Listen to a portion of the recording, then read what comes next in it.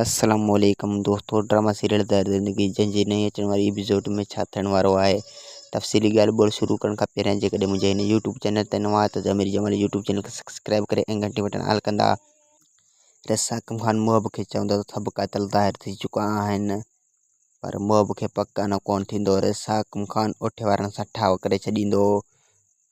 इन में मुहब राज़ी कोन थींदो ऐं गफ़ार ख़ान इहा ई सोचींदो त रसाकम ख़ान सभु ॻाल्हियूं वाया करे चुको आहे, पर हू वारस ऐं मीरा खे आज़ादु करण लाइ तयार ई न आहे।